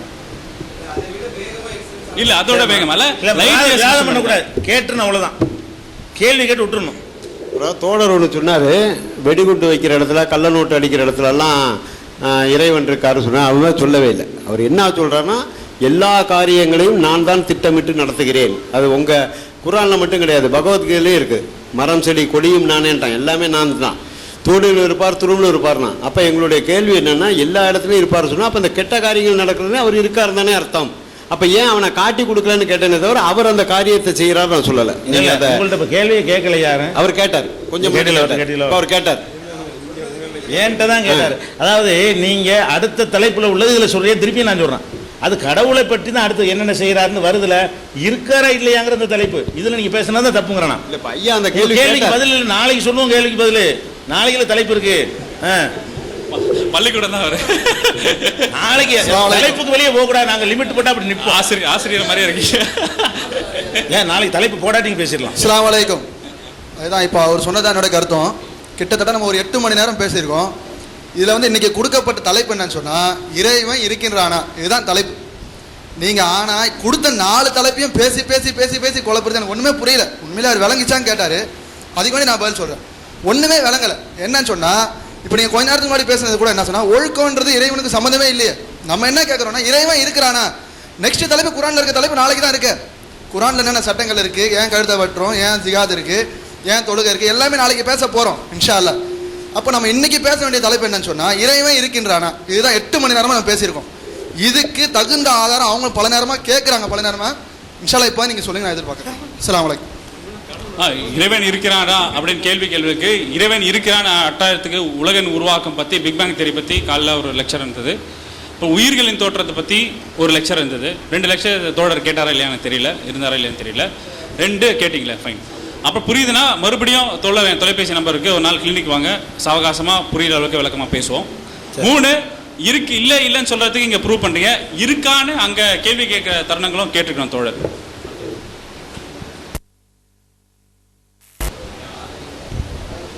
அஸ்ஸலாமு அலைக்கும். இந்த உலகத்தில் வாழக்கூடிய மனிதர்கள், விலங்கினங்கள், பறவைகள் பிறந்து வாழ்ந்து மரணம் அடைகின்றது. உயிரினங்கள் என்று நாம் இது அனைத்தையும் சொல்கிறோம். உயிர் பிளஸ் இனங்கள், உயிரினங்கள். என்னுடைய கேள்வி சிற்பி ராஜன் அவர்கிட்ட தான் என்னுடைய கேள்வி. அவர் பேசும்போது சொன்னாரு, பறவையை கண்டான் விமானம் படைத்தான். ஆகையினால விமானம் பறக்கிறது மாதிரி பறவை பறக்கிறது மாதிரி விமானத்துக்கு பறக்க முடியுமா? பறவைக்கு உயிர் இருக்கின்றது, அதனால் அது சிறகடித்து பறக்கிறது என்று நீங்கள் சொன்னீர்கள். அந்த பறவைக்கு இருந்த அந்த உயிரை நீங்கள் நேரடியாக பார்த்தீர்களா? அந்த உயிருக்கு உருவம் இருக்கின்றதா? அந்த உயிர் எங்கிருந்து வந்தது, எங்கே போனது? இதுதான் என்னுடைய கேள்வி. நான் காலையிலேயே சொன்னேன், காற்றுக்கு உருவம் இருக்கிறதா அப்படின்னா கேட்டு நேரத்தை வீண் பண்ணுவாங்க. காற்று தேவைன்னு சொன்னால் சுவிட்சை போட்டோன்னா ஃபேன் சுற்றுது, காற்று வருது, நம்ம அதை அனுபவிக்கிறோம். அதே மாதிரி கடவுள் கண்ணுக்கு தெரிய மாட்டார், உயிர் கண்ணுக்கு தெரியாதுன்னா அது ஏதோ ஒரு வகையில் நமக்கு அந்த பலனை கொடுத்தாலே நமக்கு போகிறோம். இப்போ ஐயா கேட்குறது அந்த பறவைக்கு உயிர் கண்ணுக்கு தெரிகிறதா? உயிர் இருக்குன்னு. உயிர் இருக்குது இல்லைன்னா எப்படின்னா நாடி பிடிச்சி பார்ப்பார் டாக்டர், இழுத்துக்கிட்டு கிடந்தோன்னா அதில் ஏதாவது துடிப்பு இருந்தால் உயிர் இருக்கும்பார். கை கால் ஆட்டலன்னு வைங்க, உயிர் போயிடுச்சும்பார். இதுதான் கண்டுபிடிக்க முடியும். உயிரை பார்க்க முடியுமான்னா உயிர்னு ஒரு தனியாக ஒரு உருவம் கிடையாது. உருவம் இருந்தால் தானே பார்க்க முடியும். அது எப்படி என்னையா? அவ்வளோ எதிர்த்து கேட்கக்கூடாது. உட்காருங்க. இல்லை இல்லை, நன்றி நன்றி. இல்லைங்க, அவர் கேட்டது சரியான கேள்வி. பார்க்கக்கூடியது மட்டும்தான் பகுத்தறிவு ஒத்துக்கணும்னா, பறவையை பார்க்குறோம், அது பறக்குது, அதுக்கு உயிர் இருக்கிற பறவைன்னு அர்த்தம்.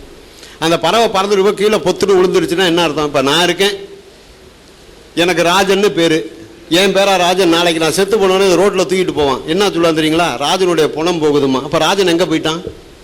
நல்லா சிந்தனை பண்ணி பாருங்க. ராஜனை தூக்கிட்டு போகிறாங்கன்னு சொல்ல மாட்டான். இப்போ தூக்கிட்டு போங்க 4 பேர், என்னன்னு தெரியலையா, ராஜனை தூக்கிட்டு போகிறாங்கம்பாங்க. அதே நான் செத்துவிட்டு என் பணத்தை தூக்கிட்டு போகும்போது என்ன சொல்லுவான்? ராஜனுடைய பணம் போகுதுமா. அப்போ ராஜன் எங்கே போயிட்டான்? அப்போ ராஜனை நீங்கள் பார்க்கலையா? அது கிடையாது. அதான் நான் முன்னாடியே சொல்கிறேன். வாதம்னு சொன்னால் தயவு செய்து நல்லா சிந்தனை பண்ணி, உயிருங்கிறது ஒரு காற்று, நீங்கள் அப்பப்போ உள்ளே விட்டு எடுத்துகிட்டு இருக்கிறதா உங்களுக்கு உயிர். தவிர உயிர்னு தனியாக உங்களுக்கு இதயம்னு இது இருக்கா? மனசுன்னு ஒன்று இருக்கா? எங்கே இருக்குது மனசு? மனசாட்சியே இல்லாமல் பேசுகிறாம்பா. மனசு எங்கே இருக்குது? உங்களுடைய நல்ல எண்ணம் தான் மனசு. அது உடம்பு முழுக்க இருக்கு. அதே மாதிரி நீங்க இந்த காற்று ஆக்சிஜனை எடுத்துட்டு கார்பன் டை ஆக்சைடு வெளியே விடுறீங்கன்னா அதுதான் உயிர். அது எப்போ நீங்க விடலையோ அப்போ உங்களுக்கு உயிர் போயிடுச்சு. கேள்வி மட்டும் ஒரு நிமிஷம் ஐயா. ஆர்குமெண்ட் பண்ணக்கூடாது. கேள்வி கேட்கறவங்க ஆர்குமெண்ட் பண்ணக்கூடாது. ஒரு நிமிஷம். ஒரு கேள்வி. அதே உயிருக்கு நீங்க உயிர் இருக்கு, அது வெளியில போயிடுச்சு அப்படிங்கிற ஒரு பாயிண்ட் வந்தீங்கன்னா, இப்போ உயிர் அறிவியல் ரீதியா எங்க அதாவது நம்ம நுரையீரலில் இருக்குன்னு வச்சுக்கிட்டோம்னு வச்சுங்களேன். அதாவது உடம்புங்கிறது ஒரு வாட்ச் இப்போ ஓடிக்கிட்டு இருக்கு. இது நின்று போச்சுன்னா இதுக்கு உயிர் போயிடுச்சுன்னு சொல்லுவீங்களா? இது உள்ள இருக்கிற ஒவ்வொரு பல்லும் அதோட சரியான வேலையை செய்யும் போது இது சரியான மணி காட்டும். அதே மாதிரி தான் உள்ள இருக்கிற நுரையீரல், இருதயம், மூளை, எல்லாம் நரம்பு மண்டலம் எல்லாம் ஒழுங்காக செயல்படும் போது அது இந்த உயிர் இருக்கிறது. இப்போ நீங்கள் வெறும் இந்த நாடியை பிடிச்சி அறுத்துட்டு எல்லாம் ரத்தம்லாம் வெளில போயிடுச்சுன்னா அப்போ ரத்தத்தில் உயிர் இருக்கா? இப்போ இருதயத்தை பிடிச்சி நிப்பாட்டிங்கன்னா இருதயம் துடிக்கல, உயிர் போயிடுச்சுன்னா இப்போ இருதயத்தில் இருக்கிறா? மூளையில வேகமா மண்டையில அடிக்கிறீங்க, மூளை செயல இருந்து போச்சுன்னா இப்ப மூளையில இருக்குதா? இப்ப நீங்க பர்டிகுலரா எங்க உயிர் இருக்குன்னு சொல்லுவீங்க? எல்லா பார்ட்டும் ஒன்னா சேர்ந்து செயல்படுறதுதான் உயிர். அது உயிர்னு தனியாலாம் ஒன்றும் கிடையாது. நீங்க உடனே அங்கேருந்து உள்ள இருக்கு அப்புறம் போன உடனே வெளில போயிடுச்சுங்கிற மாதிரிலாம் எடுத்துக்க கூடாது. எல்லா பார்ட்டும் ஒன்னா சேர்ந்து அதை ரன் பண்ணாதான் அது உயிர்னு சொல்லக்கூடிய ஒரு அனுமானம். அவ்வளவுதான். நீங்க உயிர்னு தனியா அவனை கற்பழிச்சுக்கிட்டு திரும்பி அதை நீங்க ஆத்திக பாதையில் நீங்க அது போயிடக்கூடாது. அதுக்காக உயிர்ன்ற தனியாக ஒன்றும் இல்லை. எந்த பார்ட்லையும் தனியாக உயிர் இல்லை. செல் புதுப்பித்தல் நின்று போனால் கூட உயிர் போயிடுச்சுன்னு தான் அர்த்தம். மூளை இறந்து போனால் அறிவியல் பிரகாரம் நீங்கள் மனிதன் இறந்து போயிட்டு தான் அர்த்தம். திரும்பி நீங்கள் எந்த பார்ட்டையுமோ நீங்கள் டிரான்ஸ்பேட்டம் பண்ணலாம். கேள்வி கேட்பவர்களுக்கு கேள்வி கேட்குறவங்க கேள்வி மட்டும் கேளுங்க, விவாதம் செய்யாதீங்க. கேள்வி கேட்பதற்குரிய நேரம் தான். அவங்க சொல்லக்கூடிய பதிலில் இருந்து நீங்கள் உண்மை விளங்கிக்க வேண்டியதான். தெளிவாக இருக்குதா அல்லது அறகுறையாக இருக்குதாங்கிறத அதிலிருந்து நீங்கள் விளங்கிக் கொள்ள வேண்டியதான். எதிர்கேள்வி கேட்பதற்கு அனுமதி இல்லை. அஸ்ஸலாமு அலைக்கும். காலையிலிருந்து சகோதரர்கள், கடவுள் மறுப்பு கொள்கையினுடைய சகோதரர்கள் எடுத்து வைக்கக்கூடிய வாதத்தில் முக்கியமான ஒரு வாதத்தை சொல்கிறாங்க. என்ன வாதம் சொன்னால், ஒவ்வொரு பொருளும் பரிணாம வளர்ச்சி தான் அடைகிறது. பரிணாம வளர்ச்சி என்பது அதனுடைய தேவைக்கு, அதுக்கு ஒரு தேவைன்னு இருந்துச்சுன்னு சொன்னால் அது பரிணாம வளர்ச்சி அடையும் என்று சொல்கிறீர்கள். அதுக்கு எதிர் தரப்பில் உள்ள சகோதரர்கள் கேள்வி கேட்டாங்க. என்ன கேள்வி கேட்டாங்கன்னு சொன்னால், பரிணாம வளர்ச்சி தேவைப்படுகிறது என்று சொன்னால் மனிதனுக்கு இடம்பெயரக்கூடிய ஒரு தேவை என்பது காலத்துக்கும் இருக்குது. இந்த காலம் இல்லை, ஒரு அமெரிக்காவுக்கு போகணும் அல்லது பக்கத்து ஊருக்கு போகணும், இப்படியான ஒரு தேவை என்பது காலத்துக்கும் இருக்கிறது. ஏன் அவனுக்கு ஒரு பறவை வடிவத்தில் உள்ள ஒரு ரெக்கை முளைச்சிருக்க கூடாது? அது ஒரு கேள்வி. அப்போ நீங்க ஐயா அவர்கள், டாக்டர் அவர்கள் பதில் சொல்றீங்க, அது ஆசை. ஆசையெல்லாம் வந்து இயற்கை ஒத்துக்கிடாது. இது எப்படி ஆசையாகும்? இது எப்படி ஆசைன்னு கேட்குறேன். ஒரு இன்றைய காலத்துல கூட பறவை இருந்தா நம்ம ஒரு ரெக்கை இருந்துச்சுன்னு சொன்னா ஒரு தேவையை போய் எடுத்துக்கிடலாம். அது ஒரு 1400 ஆண்டுகளுக்கு முன்னால உள்ளவங்களுக்கு தேவை இல்லையா? அல்லது ஒரு 500 ஆண்டுகள் அல்லது 3000 ஆண்டுகளுக்கு முன்னால உள்ள தேவை உள்ள ஒரு விஷயம் தானே. அப்பயே அந்த ரெக்கை என்பது அவனுக்கு முளைக்கல. அதே போல அவனுடைய பரிணாம வளர்ச்சி எல்லாம் அவனுடைய ஒவ்வொரு தேவையின் போல்தான் வந்தது. எங்களுக்கு காரணம் சொல்ல முடியுங்கிறீங்க. மீசை எதனால வந்துச்சு? என்ன அடிப்படையில்? அவனுக்கு தேவையில்லைன்னா போயிருக்கணும்ல. ஒரு 500 2000 3000 வருஷத்துக்கு முன்னால மீசைன்னு ஒன்று என்ன தேவை இருந்துச்சு, இப்போ என்ன தேவைனால அது இருந்து கொண்டிருக்கிறது அப்படிங்கிறது நீங்க விளக்கணும். இது ஒன்று. 2 கொஸ்டின். இன்னொரு கொஸ்டின் என்னன்னு சொன்னா, அடிக்கடி ஒன்று சொல்றீங்க, இந்த ஃபேனு, இந்த லைட்டு, இந்த டியூப் லைட்டு, இந்த ஃப்ளைட்டு, அதே மாதிரி நீ வந்து கடவுளை நம்பிக்கிட்டா நீ பூட்டிட்டு வச்சுட்டு வர்ற, வீடை பூட்டிட்டு வச்சுட்டு வர்ற, கதவை பூட்டி வச்சுட்டு வர்ற, எல்லாம் தெரிஞ்சு தானே வச்சுட்டு வர்ற, கடவுள் மேல நம்பிக்கை இல்லாம அதை பூட்டி கொண்டு தான் வருகிறாய் அப்படின்னு சொல்லி இந்த கண்டுபிடிப்புகள் எல்லாம் இருக்க தானே செய்கிறது. இதெல்லாம் நீ நம்ப தானே செய்யற. இதெல்லாம் மனுஷன் தானே கண்டுபிடிச்சான், இதெல்லாம் இறைவனா கண்டுபிடிச்சான்னு சொல்லி அடிக்கடி ஒரு கேள்வி கேட்குறீங்க. இந்த கேள்விக்கும் இறைவனுடைய நம்பிக்கைக்கும் என்ன முறைன்னு நீங்க விளக்கணும். இந்த கேள்விக்கும் இறைவனுடைய நம்பிக்கைக்கும் என்ன முரணு? எந்த முரணும் கிடையாது. நாங்க எப்படி நம்புறோம்னு கேட்டா, மனிதன் என்பவன் பகுத்தறிவோடு படைக்கப்பட்டுள்ளான். அவனுக்கு தேவையான விஷயத்தை அவனால என்ன செய்ய முடியும்? நடைமுறைப்படுத்த முடியும். அப்படிங்கிற அடிப்படையில தான் கடவுள் என்ன செய்கிறார்? இவன் தேவைக்கு ஏற்ற மாதிரி வச்சுக்கிடுவான், கண்டுபிடிச்சுக்கிடுவான், அதனால இவனுடைய மூளையிலேயே அதை செட் பண்ணிடுவோங்கிற அடிப்படையில அவர் ஃபிட் பண்ணியிருக்காரு, நாங்க நம்புறோம். இது எப்படி பகுத்தறிவுக்கு முரணானதா இருக்கும்? அதனாலதான் ஒரு மாட்டினுடைய கால்களிலே குழம்பு இருக்கிறது, மனுஷனுக்கு இருக்குதா? இல்ல, செருப்பு போடுறான். ஒரு மாடு பிறக்குது, ஒரு ஆடு பிறக்குது, கால்கள்ல குழம்புகளோடு பிறக்குது. ஏன்? வெயில நடக்க முடியாது, அதனால அதுக்கு ஃபிட் ஆயிருது. மனுஷனுக்கு பகுத்தறிவு இருக்கு. பிற்காலத்துல தேவையான காலங்களில் அவன் செருப்பை கண்டுபிடிப்பான், போட்டுக்கொள்வான். இது எப்படி இறை நம்பிக்கைக்கு முரணானது என்ற 2 கொஸ்டின் நீங்க விளக்கணும். முதல் கேள்வி மைக்ரேஷன் பத்தி பேசியிருந்தீங்க. நம்ம மனிதன் வந்து ஆன்டி கிராவிடேஷன் போல பூமியோட ஈர்ப்பு சக்தியால கிராவிடேஷன் டெரஸ்ட்ரியல் அனிமல் போலுவோம். அதாவது மண்ணில் பறக்கக்கூடிய, மண்ணில் உணவு தேடக்கூடிய மிருகம். அவனுக்கு பறக்குமான தேவை நெசசிட்டி இல்லை. இப்போ நீங்க பாத்தீங்கன்னா மைக்ரேஷன் ஸ்டாட்டிஸ்டிக்ஸ் சொல்லுவாங்க. மனுஷன் வந்து இப்போ வந்து இன்னொரு மாகாணத்துக்கு போகும்போது, இப்போ இந்தியாவில் இருக்கிற ஒரு மனுஷன் வந்து சின்ன வயசுலேயே அமெரிக்கா நிலத்துக்கு போனான்னா அமெரிக்கா சுற்றுச்சூழலுக்கு ஏற்ப அவன் நோய்கள் இருப்பமே தவிர இந்தியாவில் சுற்றுச்சூழல் நோய்கள் அவனுக்கு இருக்காது. ஸோ இயற்கையின் அடிப்படையில் பார்த்தீங்கன்னா புவியீர்ப்பு சக்திப்படி மனுஷன் டெரஸ்ட்ரியல் அனிமலாக இருக்கனால தான் அவனுக்கு ரெக்க அவசியம் ஏற்படல. ஒன்று. 2 சொன்னாரு, மனுஷன் வந்து